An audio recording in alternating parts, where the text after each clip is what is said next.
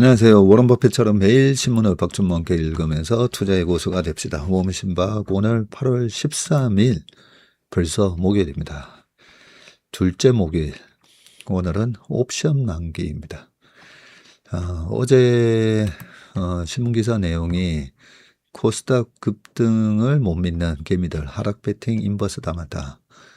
이 기사를 읽으면서 좀 씁쓸했었죠. 주식은 장기적으로 보면 우상향인데 이왕이면 그냥 상승 배팅만 하면 되는데, 왜냐하면 상승 배팅 하다가 물리면 기다리면 되거든요. 근데 하락 배팅 하다가 물리면 이번에 코스피가 9,300 갔었잖아요. 그래서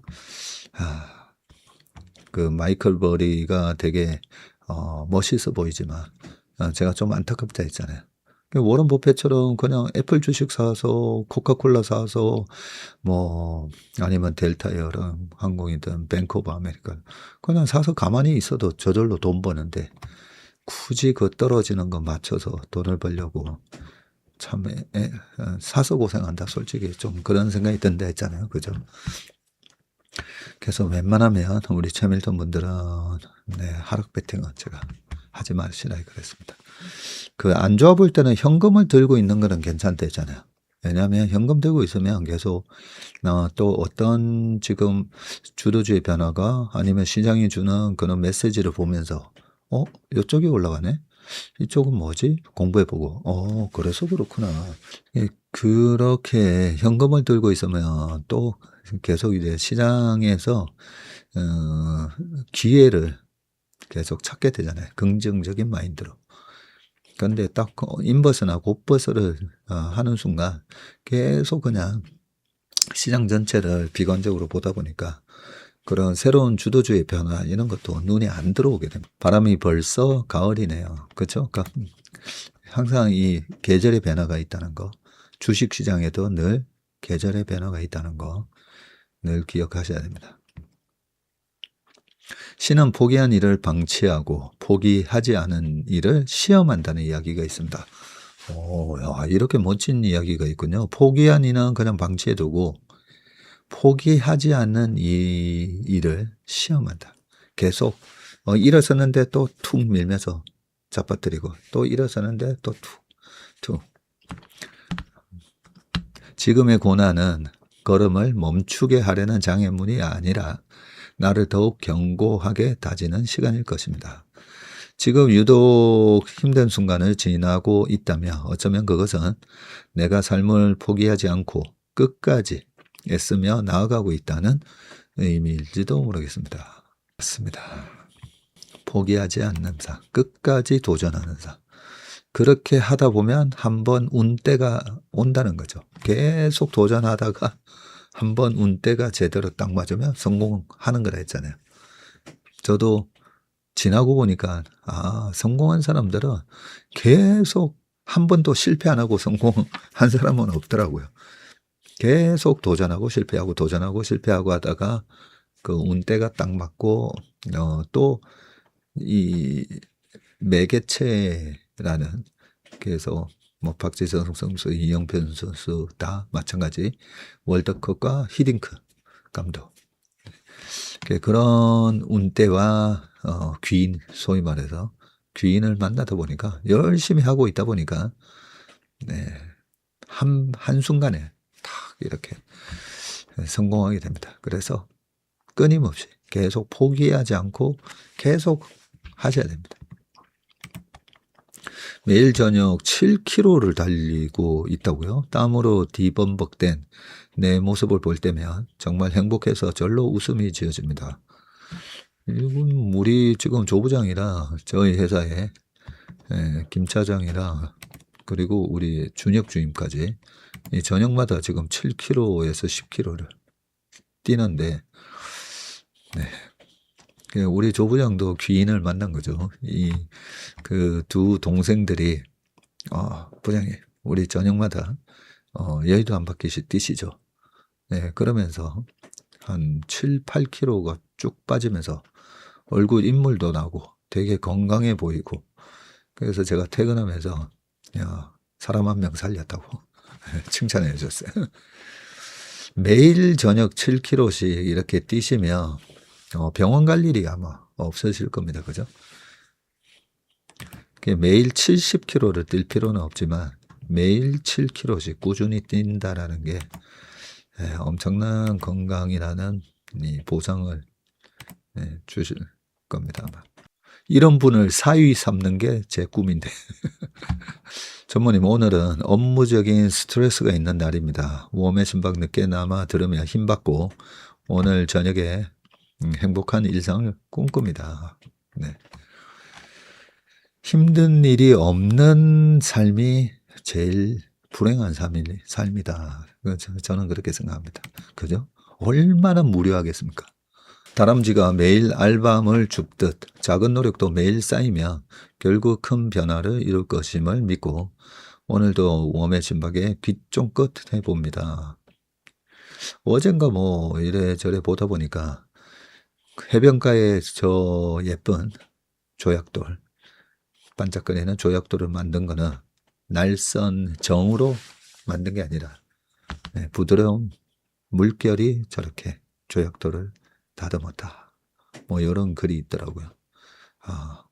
그래서 사람을 대할 때나 저희 직원을 대할 때나 그렇게 찰랑찰랑거리는 호수, 이 자갈밭으로 이렇게 해변이 이루어져 있는 호수에도 보면 물이 찰랑찰랑 들어왔다 나왔다 들어왔다 나왔다. 네, 거기에 그렇게 예쁜 조약돌 자갈들이 맨들맨들하게 그죠? 만들어지는 거 아니겠습니까? 그래야 되겠다. 그런 생각을 많이 했습니다. 어쨌든 저도 너무 인간적이십니다. 네, 제가 이 돈을 다루는 직업을 하지만 절대 잃지 말아야 될 게 인간미 아니겠습니까? 그죠?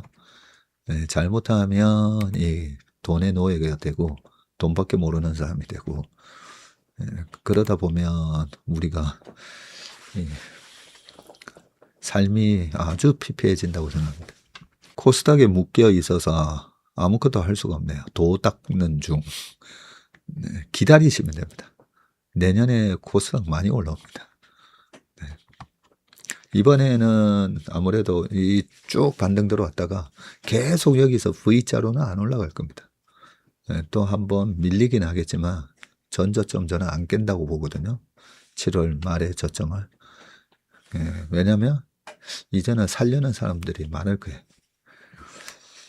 8, 9, 10 두 달에서 두 달 반만 견디시면 코스닥도 이제 올 연말부터 내년에 아주 또 기분 좋게 올라올 거다 생각합니다. 시원하게 누워서 방송 들으니까 신선이 따로 없네요.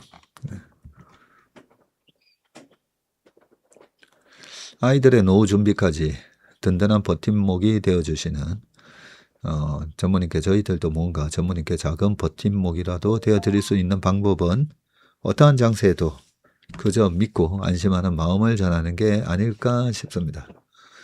한결같은 인문학 공부에 마음이 통통하게 살이 찝니다. 고맙습니다. 오랜만에 큰 상승이 있었네요. 하셨는데 신차 분석에서는 말씀드렸었지만 외국인의 옵션 포지션이 우상향 배팅을 하고 있다고. 그죠? 지난주, 지지난주 그 패닉 셀링에서도 딱 보니까 외국인이 우상향 배팅을 하고 있는 거예요. 코스피 200이 830 언저리였었거든요. 근데 지금 1075입니다. 1075. 이 정도 올라오면 와, 한 600억, 한 700억 벌게 되는데 뭐 그랬었는데 하여튼 외국인들이 이번에도 파생 시장에서 돈을 벌어갔습니다. 애석하게도.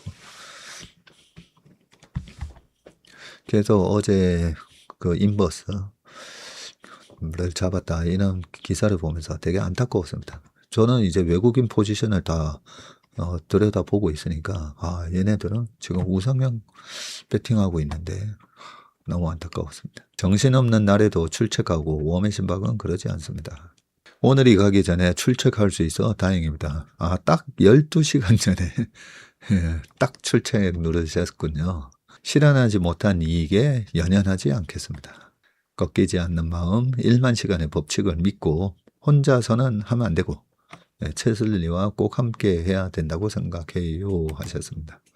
이왕이면 그죠? 저희는 이 분야의 프로니까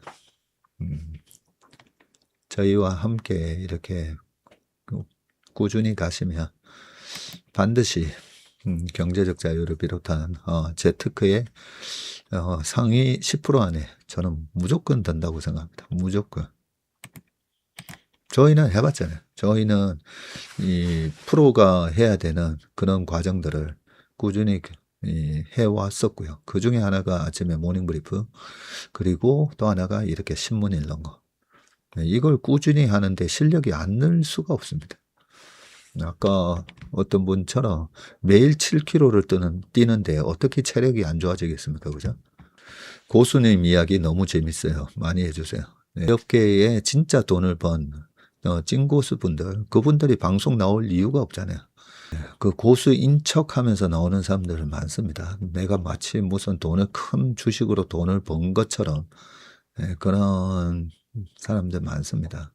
그런데 제 주변에는 실제로 진짜 돈을 번 분들이 어떤 과정을 거쳐서 돈을 벌었는지 그때 상황에 맞게 말씀을 많이 전해드리겠습니다. 드디어 여행 마치고 도착하니 아쉽기도 하지만 마음만은 포근하네요. 건강 챙기면서 열심히 같이 달려볼게요. 맞습니다. 개미 털기는 진짜 말도 안 된다고 생각했는데 설명을 해주시니 확실하게 이해했습니다. 알면서도 쉽지 않은 신문 읽기. 듣다 보니 점점 이 시간을 기다리게 됩니다. 하셨고요. 계속 듣다 보면 제가 처음에 경제신문 봤을 때 눈에 하나도 안 들어오더라고요. 그때도 아마 CPI 얘기 있었고 금리 얘기 있고 뭐 페드 이런 얘기 다 있었겠죠. 그때 이제 경영학과 들어가서 89년, 90년, 91년, 92년 그때 주식시장이 제일 핫했다가 또 깡통 계좌가 속출했던 게 1990년이거든요. 그리고 91년, 92년 넘어가면서 스태그플레이션 얘기가 막 나옵니다. 물가는 높은데 경기는 안 좋고 1990년에 이라크가 쿠웨이트 침공하잖아요. 그러면서 91년 1월 달인가에 사막의 폭풍작전. 이라크가 쿠웨이트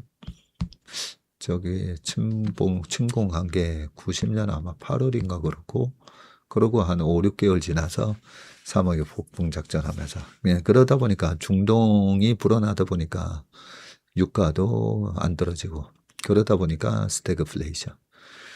그리고 우리나라는 올림픽의 후유증을 겪고 있었죠. 보통 올림픽을 앞두고 막 때려지으면 그 소위 말하는 그런 시설들이 올림픽을 위해서 준비를 했다가 올림픽이 딱 끝나고 나면 그 시설들이 약간 놀게 되잖아요. 그래서 평창 올림픽 하고 나서도 후유증들이 좀 있긴 한데 그러면서 약간 경기 침체, 올림픽을 준비하기 위해서 스타디움도 세우고 도로도 새로 깔고 그다음에 아시안 선수촌 아파트 그리고 88 올림픽 선수촌 아파트 막 그런 거 막 때려주면서 경기가 좋아지는 효과가 나오는데 끝나고 나면 아무래도 경기 둔화가 올 수밖에 없습니다. 그래서 90년 중동 전쟁도 터졌는데 우리나라는 올림픽 후유증까지 겪으면서 91, 92년도가 스태그플레이션, 깡통계좌 속출. 88년도에 그때 사익감, 증권사 직원 사익감 1위 할 때 그 수많은 우리나라에 정말 학벌 좋고 똑똑하신 분들이 증권사로 많이 취직하셨거든요. 그분들한테 큰 좌절을 안겨드리게 됩니다. 팬이 많으셔서 좋으시겠어요. 부담입니다. 네. 왜냐하면 저를 믿고 의지하시는 분들 왜 저를 믿고 의지하시겠습니까? 그죠? 이렇게 꾸준히 정석대로 공부하고 하면 경제적 자유를 반드시 이룬다고 제가 그렇게 말씀을 계속 드리고 있는데 시장은 경제는 막 요동을 치면서 그리고 우리가 생각지도 않았던 변수들이 많이 발생을 하다 보니까 거기에 올바른 조언을 해드려야 되고 이런 것 때문에 특히나 시장이 힘들어지면 변동성이 커지면 저를 많이 찾지 않습니까? 그죠? 그만큼 저를 의지한다는 건데 거기서 잘못된 조언을 해드릴까봐 그래서 되게 부담이 많이 됩니다. 솔직히. 하지만 저는 제가 하는 일이 저희 업에서 실제로 실전을 뛰고 있는 어떻게 보면 이제 구단주 프로 축구의 구단주이자 뭐 감독이자 뭐 그런 역할을 지금 하고 있잖아요. 그죠? 어차피 프로가 해야 되는 일을 열심히 해서 의견을 나누고 그러다가 이제 매번 계속 틀리기만 하고 뭐 안 맞으면 그러면 이제 은퇴해야죠. 뭐. 아무튼 저를 믿고 많이 응원해 주시고 팬심으로 그렇게 댓글 달아주시고 하시는 분들한테는 정말 감사드립니다. 3% 때부터 같이 하며 댓글 달지 못했지만 어렵고 힘든 장일 때마다 늘 버팀목이 돼주셨어요. 어렵고 힘든 장일 때 보면 우리가 그토록 사고 싶어하는 좋은 주식이 싸게 거래되는 박앤세일 기간이다. 이걸 이제 아시게 되는 거잖아요. 그죠?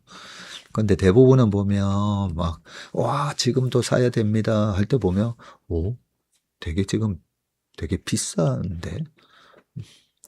그래서 어려운 시장에 좀 제가 목소리를 낼 수 있는 거는, 자산 가격이 좋은 자산이, 우량 자산이, 박앤세일하고 있는데, 그 박앤세일에 사면 반드시 정고점을 회복한다 했잖아요. 그 원리를 계속 말씀드리다 보니까 지나고 보면 또 그거는 다 맞잖아요. 좀 빨리 팔고 올라가다가 더 과열이 되고 이런 건 제가 잘 못 맞춰도 폭락했을 때 사야 된다라는 그 좋은 자산 가격은 빠르게 회복한다. 그게 국부론에 나온다 했잖아요. 1776년에 써야졌던 아담 스미스의 국부론에 나옵니다. 아침 저녁 인사 2번 드립니다. 백년설님 고맙습니다. 돈이 없으면 불편하고 자존심이 상할 때가 있다는 말씀, 인생 전반을 통해 뼈저리게 느끼는 일인입니다. 그렇죠? 우리가 자본주의에 살고 있기 때문에 저희 회사의 고객분 중에 스님도 계시고 주지 스님 계십니다. 그리고 목사님도 계십니다. 그리고 다른 종교 단체도 저희한테 자금을 맡깁니다. 그래서 제가 그분들이 약간 이렇게 머쓱해 하시면서 스님도 그 승복 그대로 입고 오셨어요. 그래서 제가 스님한테도 그렇고 목사님한테도 제가 그랬습니다. 부끄러운 게 전혀 아닙니다. 왜냐하면 우리는 자본주의에 살고 있기 때문에. 그래서 무슨 포교 활동을 하시든 아니면 노후, 뭐 목사님도 은퇴하시잖아요. 그 노후에 이 자본주의를 살고 있는데 돈 없으면 불편한 게 얼마나 많은데. 그리고 열심히 이제 그런 선교 활동이든 뭐 포교 활동이든 열심히 하셔서 은퇴하셨는데 계속 물가 상승 때문에 재테크 안 하면 그 돈이 다 녹아버리는데요, 뭐. 그래서 재테크를 하시는 걸 부끄럽게 생각하실 필요는 없다고 제가 딱 말씀드립니다. 저희 고객분 중에 예술가 분도 마찬가지입니다. 예술가 분도 처음에 부끄럽게 생각하셨다는 거예요. 왜냐하면 하도 시장에서 뭐 주식 투자를 무슨 투기꾼처럼 그죠? 얘기를 하다 보니까 주식으로 돈 버는 게 약간 내가 투기를 해서 버는. 근데 저희 방송이라든지 제가 쓴 책 읽어보시고 이게 부끄러운 게 아니었군요. 박 선생. 부끄러운 게 아니었군요. 딱 그렇게 말씀하셨습니다. 부끄러운 게 아닙니다. 그죠? 우리가 자본주의에서 생존하기 위해서는 재테크를 안 할 수가 없습니다. 근데 좀 안타까운 건 있어요. 이번 정부에서도 이 주식을 장려하는 건 그거는 맞거든요. 맞는데 이 주식 바닥에 딱 들어와 보면 이 상품도 그렇고 주식을 90%가 도박처럼 하고 있다는 거죠. 오늘 아침 조찬회 때에도 이비인후과 의사 분이 딱 나이 이제 50 됐다고 하시는데 그동안에 주식은 다 도박처럼 했었다고 고백을 하시더라고요.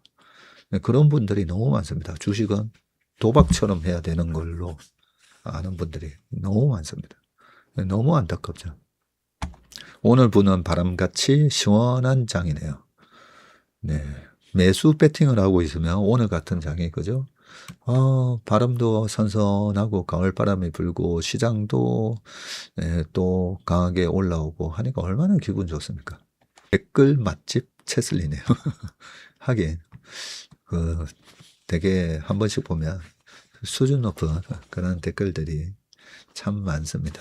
맛깔나는 댓글 그죠? 덕분에 시야가 넓어지고 길게 보게 됐어요. 하셨고요. 덕분에 꺾이지 않는 마음으로 삶도 주식도 즐겁게 해나가고 있습니다. 네, 제가 제일 바라는 바입니다. 친구와 채슬리 출첵하며 1년 후에 꼭 파티 가자고 약속했습니다. 계좌도 계좌지만 인생 얘기가 너무 좋아 행복하다고 하는 친구를 보며 저는 더블로 행복하더라고요. 1년 뒤에 저희가 우리 축하 파티 할 때는 제가 뭐 얘기를 많이 하기보다는 각자 1년 동안 내가 1년 전에 어땠는데 이번에 1년 지나고 난 후에 이 소회를 이렇게 얘기할 수 있는 그래서 한 뭐 2시간 정도는 해야 되지 않겠습니까? 그죠? 2시간 동안 하면서 각자 그런 얘기들 발표를 한 뭐 50분 정도 쭉 돌아가면서 서로 얘기하고 그런 시간을 갖도록 하겠습니다. 엄마 병 간호가 길어지다 요즘 많이 악화되셔서 상태가 안 좋으니 긴장해서인지 잠을 잘 못 잤는데 워맨심박 틀어놓고 잠깐 깊은 잠을 잤어요. 네, 전문의 목소리가 위안이 되는 목소리인 것 같아요 하셨습니다. 어머님 병이 빨리 치유되고 쾌차하시길 정말 기도하겠습니다. 어제 퇴근길에 듣고 샤워 후 댓글 달아야지 했는데 피곤해서 잠들었네요. 잠이 보약입니다. 그죠? 네. 방송 듣다가 그냥 꿀잠 주무십시오. 오늘도 발도장 콩콩 하고 갑니다. 어느새 손주 육아 5년차 되는 할미입니다 하셨는데 손주 육아 5년차면 애들이 다 압니다. 5살, 6살, 7살 때 우리 할머니는 옛날부터 이래 주식 공부를 하고 이렇게 메모를 하시고 참 멋진 할머니였다 이렇게 다 기억할 수 겁니다. 애들이 컸을 때도 뭔가 경제 얘기를 할 수밖에 없잖아요. 그죠? 자본주의 우리 아이들 우리 손자 손녀들도 다 이 자본주의에서 살게 될 거니까 그럴 때 자본주의가 뭔지 이 자본주의에서 어떻게 재테크를 어떻게 해야 되는지 지혜의 말씀을 쫙 해줄 수 있는 그런 할아버지 할머니들 다 되실 거 아닙니까? 그죠? 가을 냄새 납니다. 저녁 운동과 함께 듣고 있으면 어느새 힐링의 시간이 되어 입가에 미소가 함께합니다. 정부와 뉴스의 홍수 속에 떠내려가지 않고 나만의 필살기 찾기 위해 매일 노크해 봅니다. 하다 보면요 이제 나만의 필살기가 생기실 겁니다. 한 3년에서 한 5년 정도 제대로 주식을 좀 하시다 보면 이 주식은 이런 특성이 있고 나는 이런 주식 매매할 때가 잘 맞아. 나는 요런 나쁜 투자 습관이 있었는데 요런 거 이제 안 하게 되고 요런 걸 그런 나쁜 습관을 제거시켰더니 이렇게 좋은 성과가 나오네 하면서 나만의 이제 필살기가 생기실 겁니다. 산책 얘기만 나오면 산책하는 주인과 강아지가 기본값으로 생각납니다. 네, 주식이 이제 좀 쑥 많이 빠져 드셨다, 그죠? 만 96세에도 투자하시는 워런 버핏님 정말 멋져요. 오늘 프랑스 출신 화가 미셸 앙리 님의 전시회를 보고 왔는데 미셸 앙리 님은 80이 넘은 나이에도 하루에 12시간씩 작업하셨다고 하네요. 나이가 들었어도 좋아하는 일에 몰두하실 수 있는 열정이 정말 멋있는 것 같아요.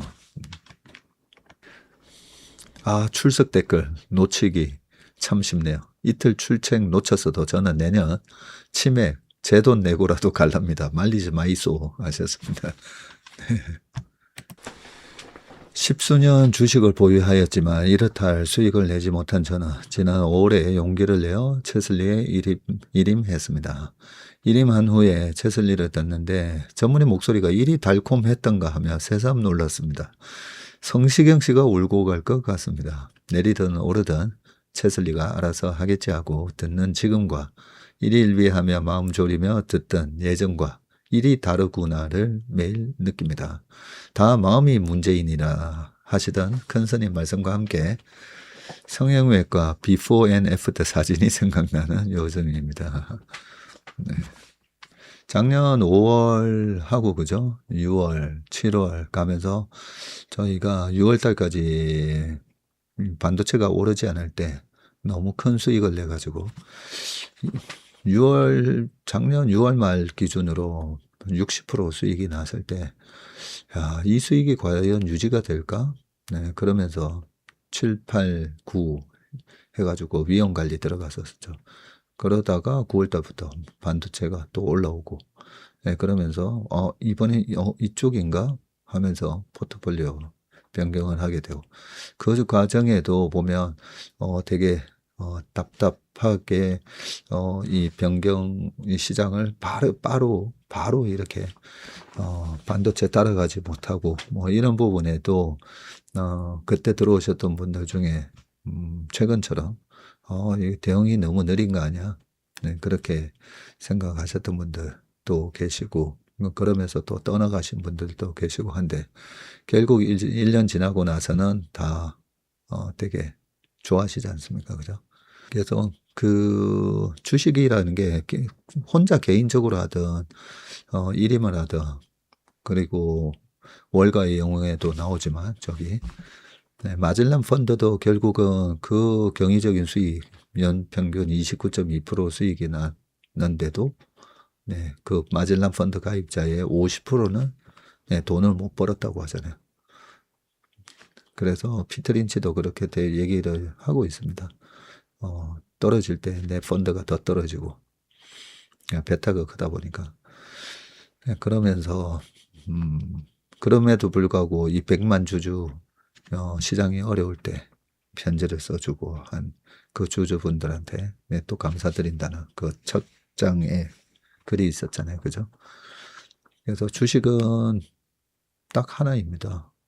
제대로 된 투자를 하고 있다면 내가 직접을 하든 아니면 네, 일임이든 펀드를 하든 그 인내 시간이 없으면 수익을 내기가 힘듭니다. 그래서 다른 데 이렇게 하시는 것도 마찬가지고 지금 현재의 그 변동성에 다 떨어져 나가는 거잖아요.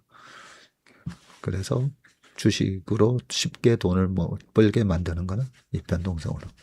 네, 종목도 마찬가지고 지수도 마찬가지고 막 흔들어댑니다. 겁을 줍니다. 그죠? 이게 제대로 산 게 맞나? 네, 겁을 주면서 변동성으로 다 떨쳐냅니다.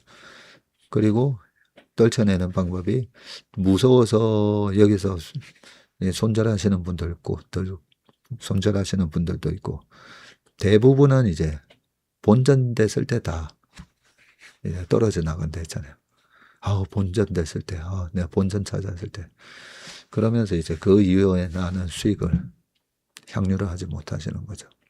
주식에 대한 공부가 사람과 삶과 살아가는 환경에 대한 공부가 된다는 것을 알았습니다.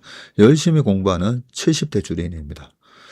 그런 70대가 아니라 20대 같은 느낌이 듭니다. 이명혜님 댓글이었습니다. 바닷가에 사는데 바람이 너무 시원합니다. 바람이 많이 부는 지역이라 바람이 그렇게 반갑지는 않은데 오늘은 정말 반가웠습니다. 주식시장도 시원한 바람이 오길 기다려봅니다 하셨습니다. 예전에 이종환의 밤의 디스크쇼를 기다리던 느낌으로 기다리게 됩니다. 주식 공부도 하고 추억도 되새기니 다시 젊어지는 느낌이 들어 알림해놓고 기다리게 됩니다 하셨고요. 전문의 아버님 말씀하시는 소리가 들리는 듯 전문님 아직 청춘이신 듯합니다. 아이디어가 자꾸 샘솟으니 날짜를 보니 남편 계좌 일임한 지 13일이 만기일이네요. 오늘 우리 할머니 인베스터님 남편 계좌 벌써 1년 되셨네요. 수익이 많이 났으니 정산이 자동 되는 건가요? 주식으로 번 돈으로 추석에 남편과 여행 갑니다. 주식으로 번 돈으로 이렇게 여행도 가시고 그죠? 솔트님이 바로 왕언니 인베스터님 축하드립니다. 여행 가신다니 너무 좋으시겠어요 하셨습니다. 주식인들이 찾는 템플스테이가 여기구나 하셨고요. 네.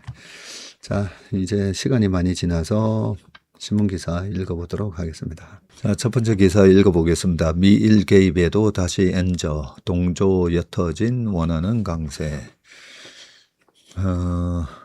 미국과 일본의 이례적인 공동 개입에도 엔달러 환율이 오름세를 거듭하며 달러당 160엔을 목전에 뒀다. 반면 엔화와 동조화 현상이 강한 원화 값은 강세를 유지했고요. 어제 오후 4시 기준으로 엔달러 환율은 159.39엔을 기록했습니다. 심리적 지지선이 160엔 근처까지 올라섰는데 한때 163.8엔을 넘긴 엔달러 환율은 지난달 말 미일 공동 개입으로 155엔까지 떨어졌다가 다시 상승하고 있습니다. 엔달러 환율이 공동 개입 이전 수준으로 되돌아가는 것은 엔화 약세의 이 근본 원인인 미일 간 금리차가 여전하기 때문으로 분석이 되는데 지금 한 2.75%포인트 차이가 나군요. 미국이 10년물이 한 4.7이니까 4.7에서 2.75가 차이 나려면 2%? 일본이 1.95에서 2%인가요? 그것보다는 훨씬 더 높았던 걸로 기억이 나는데 나중에 다시 한번 찾아보고요. 이거는 저것 때문에 그렇네요. 정책금리. 일본의 정책금리가 1%이니까 1%이고 미국이 지금 3.75니까 2.75 맞네. 자, 예스퍼 콜 모넥스 그룹 이사는 양국 정부의 개입도 투자자금은 최대 수익을 낼 수 있는 방향으로 흐른다는 금융 법칙을 막지는 못했다고 말했습니다. 호르무즈 해협 재개방 협상이 지지부진하면서 유가가 다시 상승한 것도 엔화 약세에 영향을 미쳤고요. 일본은 원유 수입량의 90%를 중동에 의존하고 있습니다. 시장에서는 엔달러 환율이 160엔을 넘어서면 양국이 재차 개입에 나설 가능성이 있다고 내다봤고요. 일본이 보유한 미 국채를 미 중앙은행 이 페드에다가 맡기고 달러를 빌리는 이 피마 레포 제도를 활용해서 실탄을 마련할 것으로 예상이 됩니다. 박상현 연구원은 양국이 재차 개입에 나서더라도 시장은 개입 효과에 지속성에 의문을 품을 것이라면서 일본은행이 오는 9월 기준금리를 추가 인상하더라도 시장이 오히려 금리 인상 사이클이 종결됐다는 점에 더 주목한다면 엔화 약세의 빌미로 작용할 수 있다고 진단했습니다. 엔화와 연동하는 경향이 강한 원화는 강세를 유지하고 있고요. 이날 원달러 환율이 0.3원 내린 1415.7원으로 집계가 됐고 지난 7월 말 이후 원달러 환율은 31원이나 하락했습니다.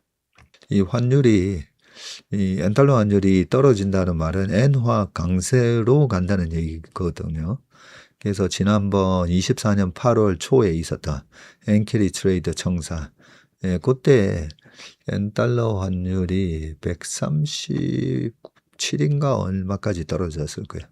그러니까 엔화가 너무 강세로 가는 흐름에서 그러면 엔화를 빌려서 전 세계 위험 자산에 투자하고 있는 이 헤지 펀드들이 뭐야 엔화 빌린 돈이 더 비싸지니까요. 거기에 후달려 가지고 엔캐리 트레이드 청산을 하는 그런 모습이 나왔기 때문에 전 세계 위험 자산 시장이 큰 폭으로 하락하는 모습이 나왔는데 요 엔화 강세가 엔화가 너무 약세로 가도 또 안 되겠지만 엔화가 가파르게 강세로 가면 그 부분이 좀 찜찜했는데 다행히 미일 공조로 지금 155엔까지 떨어뜨렸는데도 잘 안 빠집니다. 자, 두 번째 기사입니다. 스페이스X 잭팟의 본업도 펄펄 미래세 금융 판도를 바꿨다 라고 되어 있는데 자, 미래세 증권이 지난 2분기 2조 원에 육박하는 순이익을 거뒀고요. 신한국민 하나 우리농협 등 5대 시중은행을 가뿐히 제쳤는데 증권사가 금융권 순이익 1위에 오른 것은 처음 있는 일로 국내 금융산업 판도가 바뀌고 있다는 분석이 나오고 있습니다. 미래세 증권은 2분기 연결 기준으로 당기 순이익이 전년 동기 대비해서 369% 급증한 1조 9천억을 기록했다고 발표했는데요. 한 분기에. 하하하. 야, 시장 추정치가 1조 4,500억 정도였는데 4,500억 원 이상 웃돈 어닝 서프라이즈가 난 겁니다. 국내 증권사 가운데 두 분기 연속 순이익 1조 원을 넘어선 것은 미래세 증권이 최초이고요.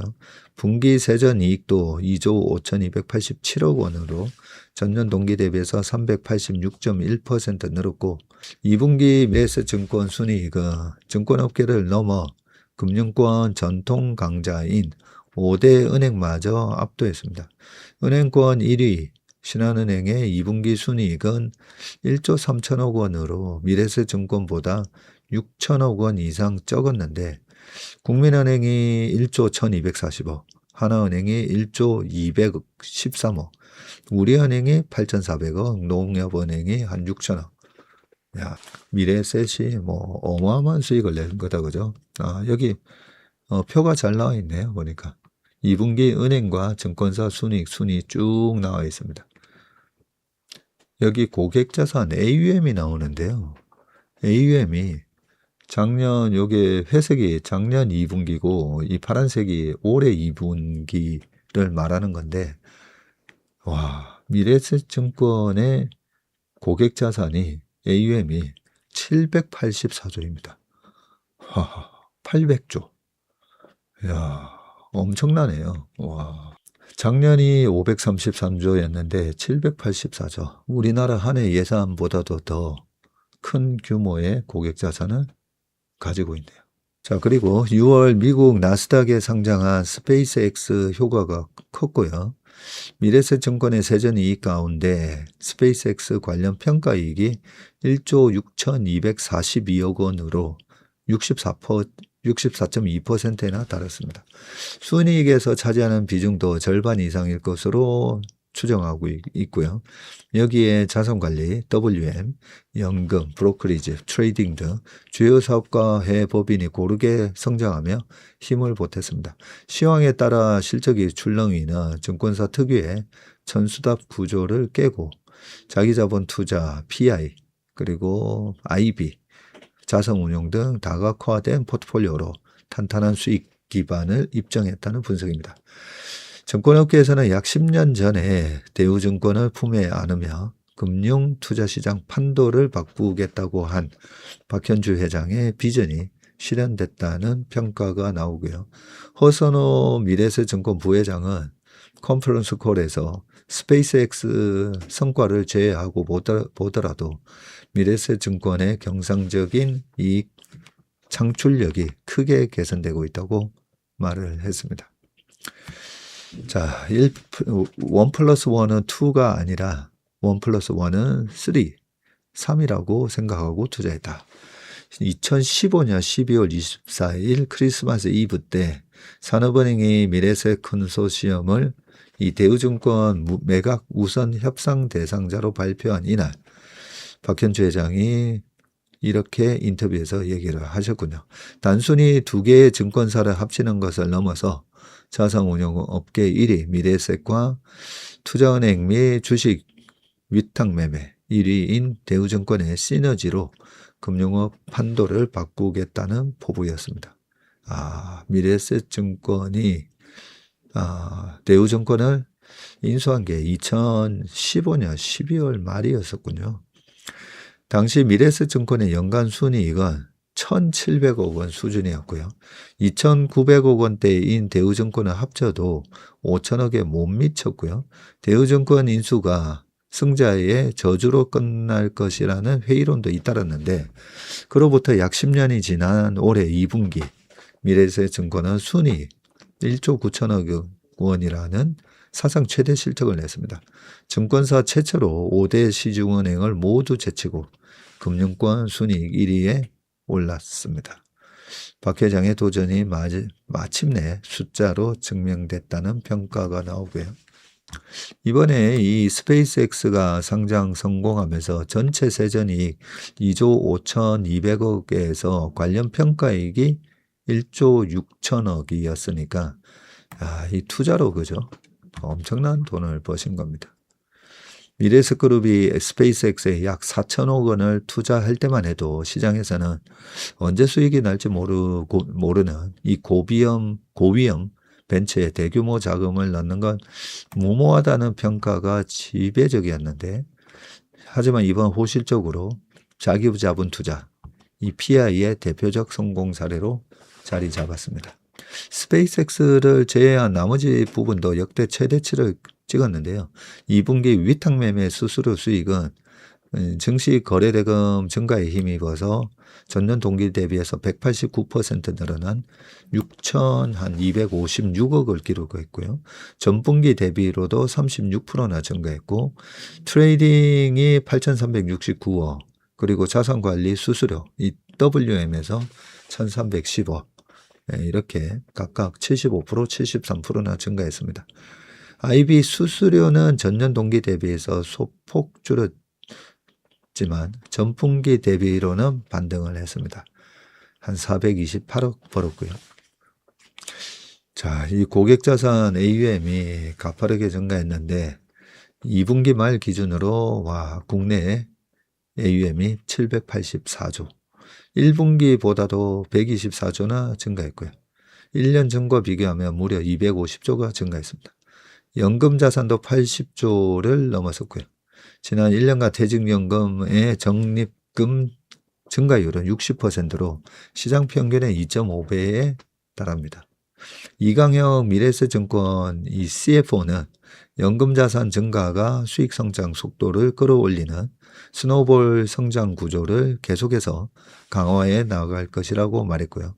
해외법인 세전이익은 6,091억 원으로 1년 전 1,000억보다도 무려 474%나 급증했습니다.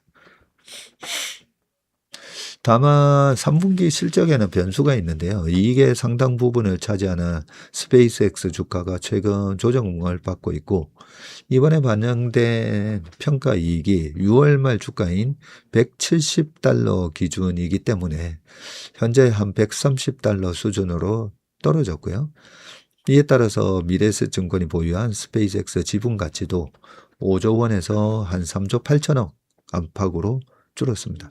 그러나 스페이스X의 중장기적 성장성을 감안하며 주가와 실적에 확실한 프리미엄이 될 것이라는 게 회사 측의 설명입니다.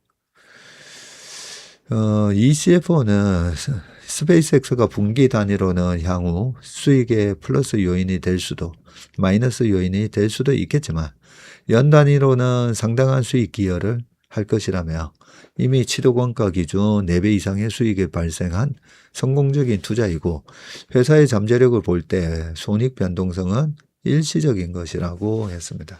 그러면서 스페이스X 보유 지분에 대한 회계, 재분류 등 추후 이익 변동성을 낮추기 위한 방안을 검토 중이라고 덧붙였고요. 박 회장의 눈은 이제 세계 시장을 향하고 있는데 미래에셋증권은 이날 글로벌 투자 플랫폼 맵스를 미국, 싱가포르 등으로 확대하겠다고 강조했습니다.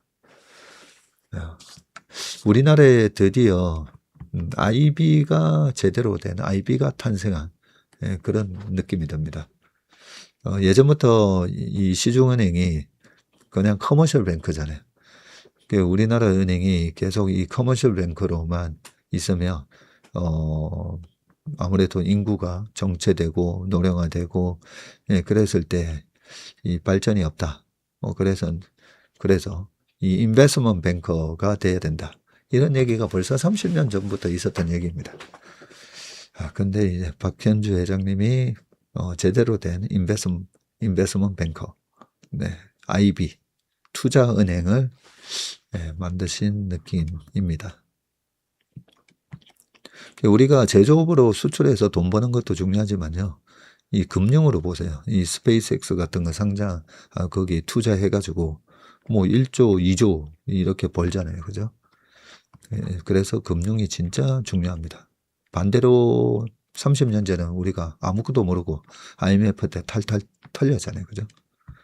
박현주 회장님 같은 분들이 그리고 우리 채밀턴 분들 중에 이 자산가 분들이 꽤 있으시거든요. 적극적으로 해외 우량 자산들 잘 투자하셔가지고 달러를 벌어와야 됩니다. 10년 후 커질 제2 반도체 육성, 정부도 리스크 부담이다. 자, 사진이 뭔가 봤더니요. 이재명 대통령이 10일 청와대에서 열린 미래성장 동력 7대 시드 보고회에 참석하기에 앞서서 이 양자 컴퓨터 모형을 관람하고 있다고 합니다. 이게 양자 컴퓨터 모형이군요. 자, 정부가 미래성장 동력 7대 시드 프로젝트를 추진하는 건 AI 시대의 경제 안보 측면에서 반도체의 전략적 중요성을 실감했기 때문입니다. 20, 30년 후 국가 전략자산 역할을 할 제2반도체 육성에 씨앗을 미리 뿌리겠다는 차원이고요. 이날 발표된 구상의 목표 달성 시점은 대부분 10년 후, 길게는 20년 후입니다. 정부가 선정한 7대 성장 동력은 소형 모듈 원전, 이 SMR, 그리고 핵융합, 재생에너지, 양자, 우주, 항공, 첨단 바이오, 그리고 핵심 광물입니다. 글로벌 기술 경쟁이 치열하게 전개되고 있는 첨단 분야인데 이재명 대통령은 반도체 산업이 마련해 준 절호의 기회를 활용해서 AI 시대 그 다음 먹거리를 미리 준비해야 한다고 했고요. 시드는 파괴적 혁신을 위해 전략적 투자가 필요한 성장 엔진, Strategic Emerging Engines for Disruptive Innovation 을 뜻하는 영문의 약자라고 합니다. 씨앗을 뿌린다는 의미도 담겼고 오늘 우리가 뿌린 첨단 기술의 씨앗이 미래에는 거대한 나무로 자라 새로운 메가 프로젝트로 커나갈 것이라고 말씀하셨고요. 차세대 원전이 SMR은 내년 민간 합동으로 상세 설계에 착수할 계획인데 특히 수십 년간 핵연료 교체가 필요 없는 비경수형 SMR은 특수목적법인인 이 SBC를 세워서 정부와 민간이 함께 투자하는 방식의 개발을 추진하고요. 현재 이루어지는 SMR 개발은 대부분 경수형이지만 포트폴리오 다각화 차원에서는 이 비경수형 SMR 개발을 병행한다고 합니다. 태양에너지 생성 원리를 구현해서 인공태양으로 불리는 핵융합 기술도 2040년대 상용 전력 공급 목표로 개발을 가속화하고 이 역시 SPC의 민관이 공동으로 투자해서 2035년 한국형 혁신 핵융합로를 건설하는 게 목표입니다.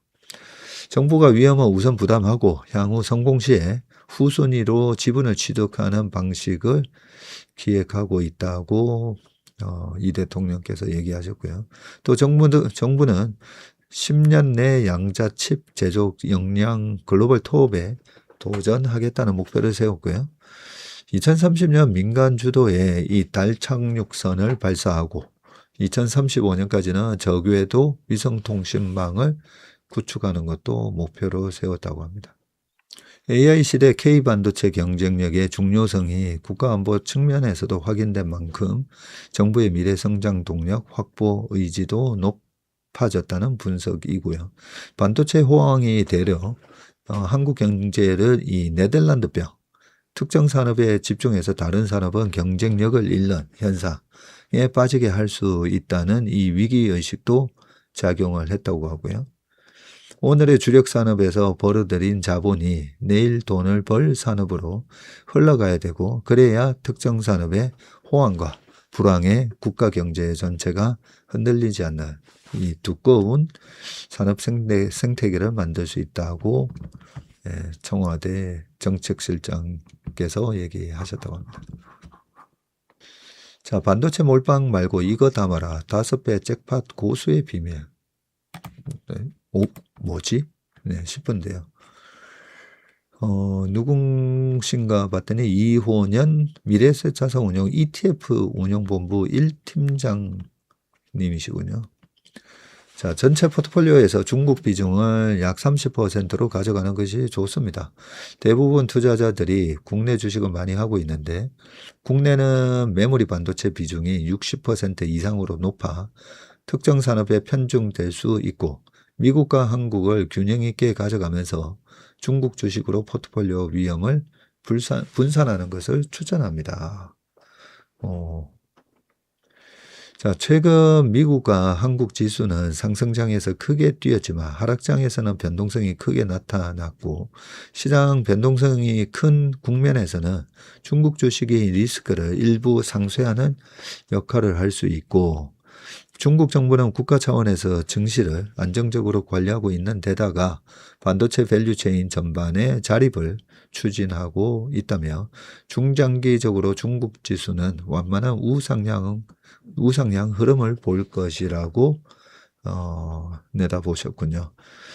이 팀장은 2024년까지 미래에셋자산운용의 채권 운용 부문에서 채권 및 거시경제 분석 역량을 쌓은 뒤 2년 전에 ETF 운용 1본부로 자리를 옮겼는데 중국 관련 ETF를 담당하고 있고요. 중국의 엔비디아로 불리는 AI 반도체 설계 기업 이 캠브리콘을 일찌감치 발굴해서 ETF에 편입시킨 인물이라고 합니다. 캠브리콘은 중국 AI 국산화 수혜주로 최근 1년 사이에 130% 뛰었고요. 그 결과 타이거 차이나 반도체 팩트세트와 타이거 차이나 꽈창판 스타50 역시 같은 기간 각각 100%로 70% 상승하면서 뛰어난 운용 성과를 기록했군요. 그는 중국은 정부 정책과 거시 경제 변수의 영향력이 큰 시장이라면서 오랫동안 채권 운용을 하며 익힌 분석 방식과 큰 흐름을 잃는 시각이 중국 시장을 이해하는 데 상당한 도움이 됐다고 말했고요. 중국 ETF를 담당한 뒤 이 팀장은 하루 종일 중국 뉴스와 리포트를 들여다볼 정도로 중국 시장 분석에 몰두하고 있다고 합니다. 그럼 중국 반도체 산업은 정부의 자립 자강 정책이 핵심 동력이라면서 중국 국가 반도체 투자 펀드인 빅펀드 1, 2, 3기를 통해 장기적으로 산업을 육성하고 있고, 최근 중국이 이 DUV 노광 장비를 국산화하는 등 이 최근 자립률이 많이 올라갔다는 설명인데, 사실 DUV 장비는 약 20년 전 상용화된 기술로 첨단 기술 측면에서는 여전히 글로벌 선도 기업들과 상당한 격차가 있고요. ASML은 이미 2004년에서 2008년 DUV를 상용화한 데 이어서 EUV, 극자외선 노광 장비까지 개발하며 기술 우위를 이어가고 있습니다. 자, 중요한 것은 중국의 방향성이라고. 노광 장비는 중국뿐 아니라 전 세계 반도체 산업이 ASML에 의존하고 있는 핵심 분야인데, 핵심 기술과 특허 역시 미국의 수출 통제 대상에 포함되어 있기 때문에 미국은 이를 활용해서 중국의 첨단 반도체 산업을 견제해왔고, 다만 중국이 장기적으로 노광 장비 국산화를 추진하고 있는 만큼 단기적인 기술 격차와 별개로 자립 기반은 점차 강화될 것으로 보고 있습니다. 그는 미국이 대중 반도체 규제를 강화하든 완화하든 결국 중국은 반도체 자립을 추진할 수밖에 없는 구조라면서 과거 중국 정부가 디스플레이와 배터리, 전기차 산업에 대규모 자본을 투입해서 기술 경쟁력을 끌어올렸던 것처럼 반도체 역시 국가 차원의 자립, 자강 정책을 바탕으로 성장세를 이어갈 가능성이 높다고 보고 있습니다. 이 팀장은 가장 저평가된 영역으로는 이 소부장, 반도체 소재 부품 장비 기업들을 꼽았고 이 분야에 눈여겨볼 만한 종목들이 적지 않다고 했습니다. 채권하시던 분이 중국 우리가 주식은 기업에 대한 여러 가지 분석이 되어야 되는데 그죠? 잘못하다가는 이 매크로적인 측면에서 탑다운, 저희도 탑다운을 많이 하는데요. 탑다운을 해서 반드시 바텀업으로 그 기업 투자를 하기 전에 체크해야 될 게 여러 가지가 많은데 중국 투자는 저희가 한중미 포커스도 하고 있고 아침에 저희가 제일 먼저 모닝브리프에서 하는 게 중국 시장 분석이잖아요. 우리 왕 박사가 중국 기업에 대해서는 말 그대로 국내 원탑이거든요. 그래서 중국 기업을 공부를 하다 보면 와 되게 미국 기업하고 비슷한 느낌이 많이 납니다. 왜냐하면 ROE도 높고요. 그런데 그동안에 보면 PER도 낮고 대신에 미국 기업처럼 저 주주 환원도 높아요. 중국에 지방 정부라든지 이 정부 자금이 많이 들어가 있다 보니까 후진타오 시절하고 그 전에 강택민 시절에서는 부동산 개발로 인해 가지고 정부가 세수를 확보를 했다면 지금은 부동산이 아니라 이런 중국의 기업들 적극적인 이제 투자와 거기서부터 이제 배당이라든지 이런 주주 환원, 적극적인 주주 환원을 통해서 정부가 기업의 성장하고 이렇게 같이 공조하는 그런 시스템을 갖고 있기 때문에 중국 기업을 분석을 해보면 되게 매력적인 회사들이 많습니다. 그 대신 이 스탁 피킹을 되게 잘해야 됩니다. 저희가 2015년 이 후광통 열렸을 때 4,300인가의 중국 자금, 중국 주식에다가 100억을 투자한 게 2018년도에 미중 무역 분쟁 갈등이 심화됐을 때 2018년 5월 달에 딱 청산을 했는데 한 38% 거의 40% 수익 내고 더 낮다가 살짝 줄어서 38% 정도 수익에 딱 청산을 했는데 그 기간에 후광통이 5,100 갔다가 다시 2,800 갔거든요. 그래서 중국 지수를 벤치마킹하는 펀드들은 다 손실이 다 뭐 25%에서 뭐 30몇 프로 났었습니다. 뭐 어느 시장이나 마찬가지지만 스탁 피킹을 되게 잘해야 됩니다. 매력적인 시장인 거는 맞습니다. 그래서 저희 한중미 포커스, 체슬리 한중미 포커스 펀드에서는 중국 주식을 20%가량 담고 있습니다. 삼전닉스 1, 2위 싹쓸이 일본 밀어낸 중국 기업은 맹추격이라고 되어 있는데요. 자, AI 수요의 중심축이 학습에서 추론으로 옮겨가면서 낸드 시장 판도도 달라지고 있고 기업용 ESSD가 전체 낸드 비트 출하량 중에서 절반에 육박한 상황에서 삼전닉스가 점유율 1, 2위를 달리고 있습니다. 중국 양쯔 메모리는 처음으로 키옥시아를 제치고 3위에 올랐네요 벌써. 자, 카운트 포인트 리서치에 따르면 올 2분기 ESSD는 전체 낸드 비트 출하량 중 48%를 차지했고요. 1년 전에 26%와 비교하면 2배 가까이 확대된 수준입니다. 이는 AI 추론 확산이 서버형 스토리지 수요를 끌어올린 역량으로 풀이되는데 추론 과정에서 KB 캐시와 데이터셋을 빠르고 전력 효율적으로 저장해야 하는 수요가 늘면서 고용량 고성능 제품을 중심으로 시장이 재편되고 있습니다. 서버용 eSSD는 올해 전체 낸드 비트 출하량 중 절반 이상을 차지할 것으로 전망이 됐는데, 반면 소비자용 제품은 공급 부족에 직면한 상태이고요.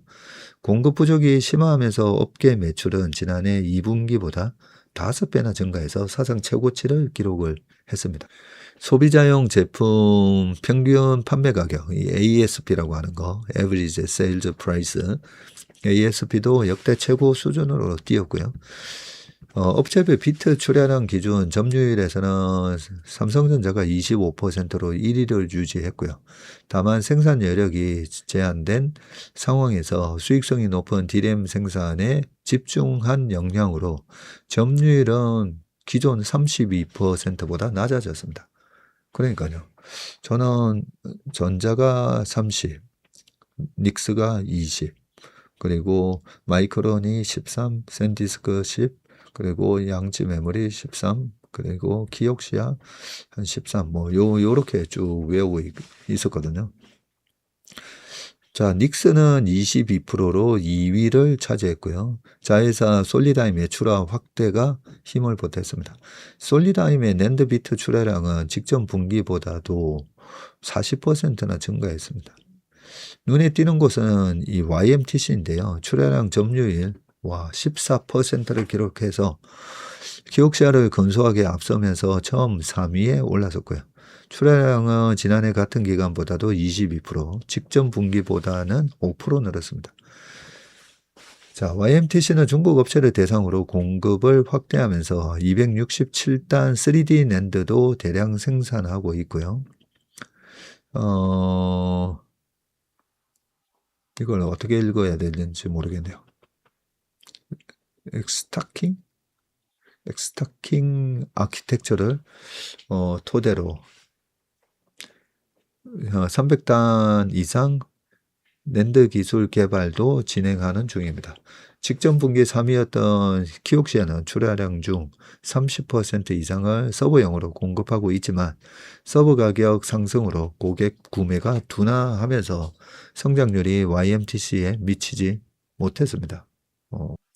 마이크론은 출하량 기준 상위 5개 업체에 들었고요.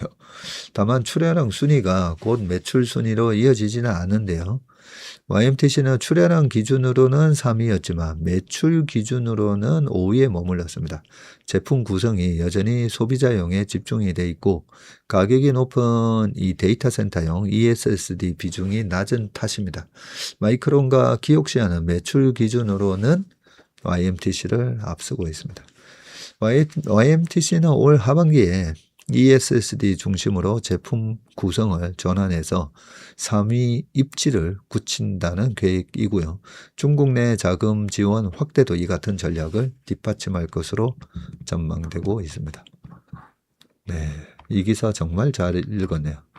YMTC가 벌써 출하량 기준으로는 3위에 올랐습니다. 야. 자, 마지막 기사입니다. 칩플레이션 장기화 최소 2년 더 간다. 자, AI 열풍에 따른 메모리 반도체 부족 현상이 글로벌 IT 가전 생태계를 뒤흔들고 있는데 메모리 가격 급등이 완제품 가격 상승으로 이어지는 칩플레이션이 수년간 이어질 것이라는 전망이 나오면서이고요. 소비자의 물가 부담은 물론 기업의 부품 조달 체계마저 휘청이고 있다는 분석입니다. 스마트폰과 PC 등 주요 IT 기기의 원가 압박은 임계점에 다다랐는데요. 트렌드포스 보고서에 따르면 오는 9월 출시 예정인 애플 아이폰 18 프로의 부품 원가, 이 봄코스트, 봄은 전작 대비 최대 40% 상승할 것으로 전망이 되는데 이 원가 폭등의 핵심 원인은 메모리 때문입니다. 아이폰 프로의 전체 부품 원가에서 메모리가 차지하는 비중은 25년 3분기에 약 10%였다가 올 3분기에 34%나 됐고요. 내년 1분기에는 42%로 치솟을 것으로 분석이 됩니다. 같은 기간 스마트폰의 핵심 부품인 이 AP, 애플리케이션 프로세서, 이 AP는 11%에서 9%로 디스플레이 패널의 원가 비중은 16%에서 9%로 이렇게 원가 비중이 한 자릿수로 떨어진 것과 대조적이고요. 과거 스마트폰 단가를 좌우하던 AP와 패널을 제치고 메모리가 전체 부품값의 절반 가까이를 집어삼킨 셈입니다. 아이폰 가격 인상도 불가피할 것으로 전망이 되는데 아이폰 18 프로의 출고가는 전작 대비해서 $200-300 오를 것으로 관측이 되고요. 이 전망이 현실화하면 프로미, 프로맥스 가격은 각각 최대 $1,399, 약 197만 원, 그리고 $1,499, 211만 원에 달하게 됩니다. 애플은 지난 6월 맥과 아이패드, 비전 프로 등의 가격을 올린 바가 있고요. 전자도 올 상반기 출시한 갤럭시 S26 시리즈 가격을 전작 대비 모델별로 한 10만 원에서 20만 원 인상했습니다. 최근에 출시한 갤럭시 Z 폴더 8 역시 출고가를 전작 대비해서 10만 원 이상 올렸습니다.